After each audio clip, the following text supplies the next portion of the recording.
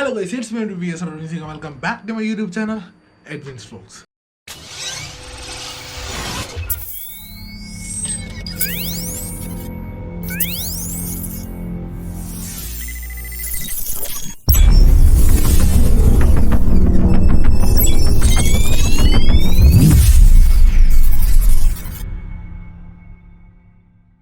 Guys, അപ്പോൾ നമ്മളിന്ന് വന്നേക്കണെന്ന് പറഞ്ഞാൽ നമ്മുടെ ചെറിയൊരു പ്രൊഡക്റ്റിൻ്റെ അൺബോക്സിംഗ് ആണ്. നമ്മൾ കുറേ നാളായിട്ടൊരു ഹെഡ്സെറ്റ് നോക്കി ഇറക്കിയാണ്. അപ്പോൾ എന്തായാലും ഒരു ഹെഡ്സെറ്റ് നമ്മൾ എന്തായാലും ഓർഡർ ചെയ്തിട്ടുണ്ട്. അപ്പോൾ എന്തായാലും ഇന്ന് വരും ഡെലിവറി, ഇന്നാണ് ഡെലിവറി പറഞ്ഞേക്കണം. അപ്പോൾ എന്തായാലും നമുക്ക് വന്നിട്ട് കാണാം.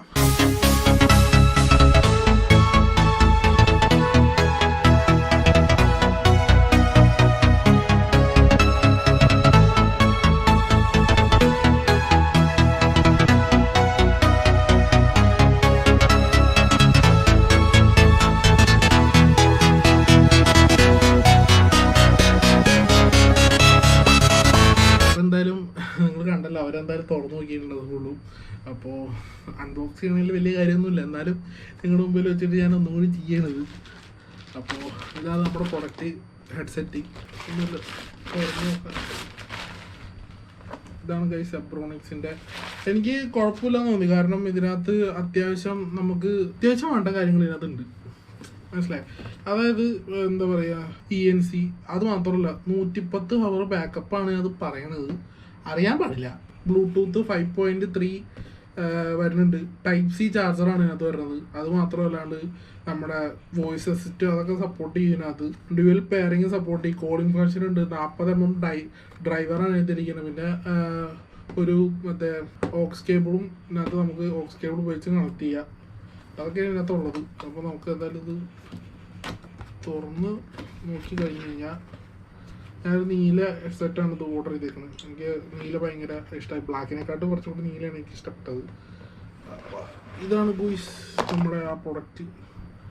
അപ്പോൾ പ്രൊഡക്റ്റ് ഇവിടെ നോക്കുന്നുണ്ട്. ഇതിവിടെ വയ്ക്കാം. പെട്ടീൻ്റെ ഉള്ളൊന്നുമില്ല.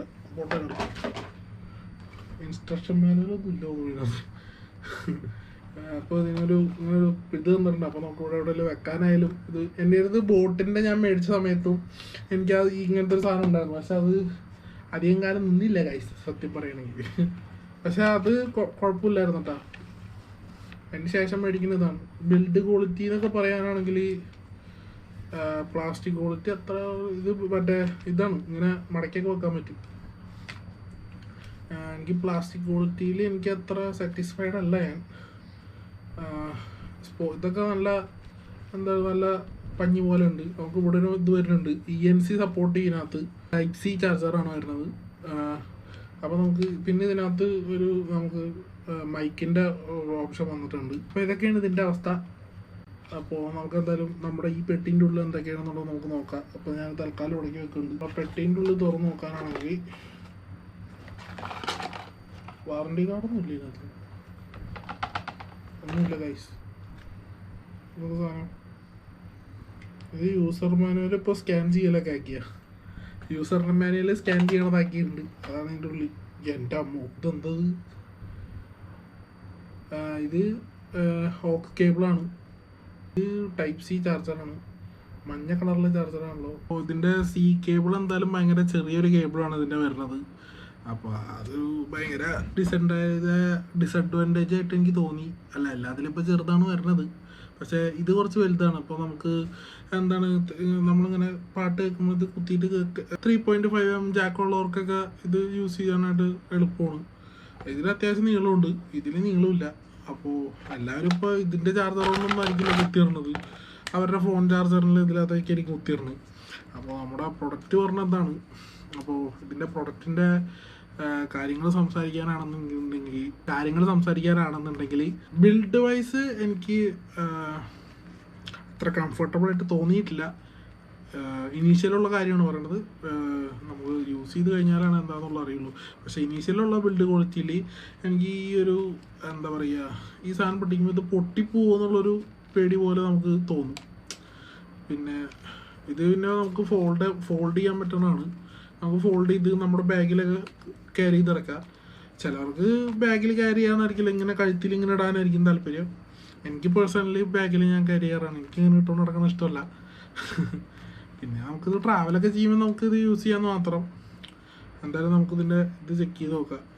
ഇത് ഓണാക്കുമ്പോൾ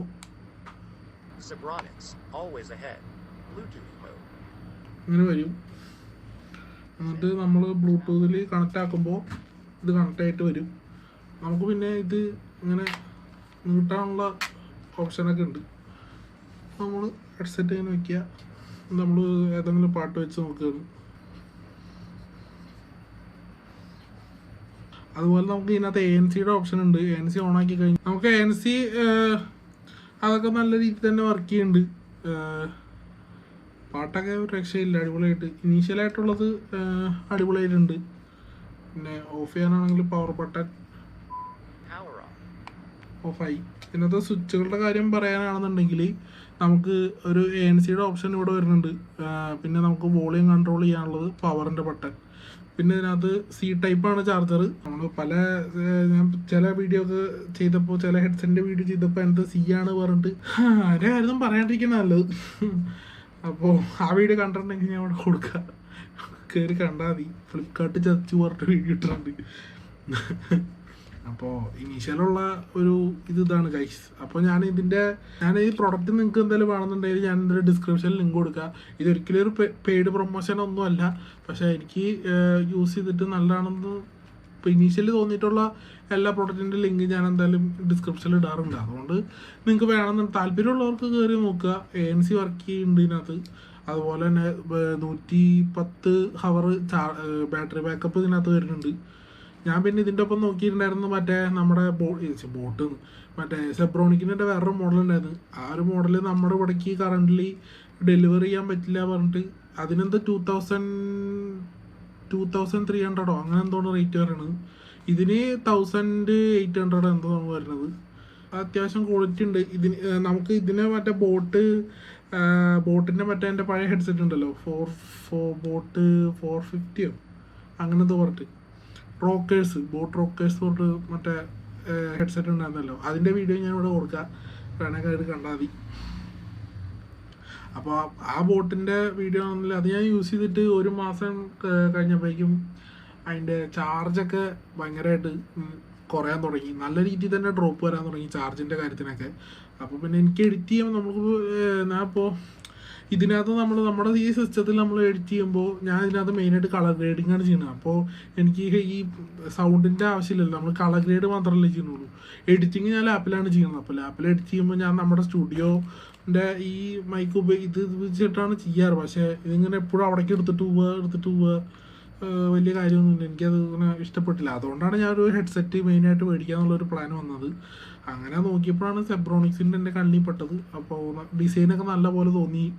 അപ്പോൾ ഞാൻ മേടിച്ചാണ്. ഇനി എന്തായാലും ഇത് ഉപയോഗിച്ചിട്ട് 1 മാസം ഉപയോഗിച്ച് കഴിഞ്ഞിട്ട് ഇതിൻ്റെ ഓണസ്റ്റ് റിവ്യൂ ഞാൻ എന്തായാലും പറയാം, ഒരു വീഡിയോയിൽ പറഞ്ഞേക്കാം. മെയിനായിട്ട് ഇനീഷ്യലുള്ള എൻ്റെ ഒരു അഭിപ്രായം എന്ന് പറഞ്ഞു കഴിഞ്ഞാൽ ഇവിടെയൊക്കെ നല്ല കുഷ്യനൊക്കെ ഉണ്ട്. പിന്നെ ഇത് ചിലവർക്ക് ഇങ്ങനെ ഹെഡ്സെറ്റ് ഇങ്ങനെ വെക്കുമ്പോൾ ചെവി ചൂടാവണ ഒരു കേസൊക്കെ വരുന്നുണ്ട്.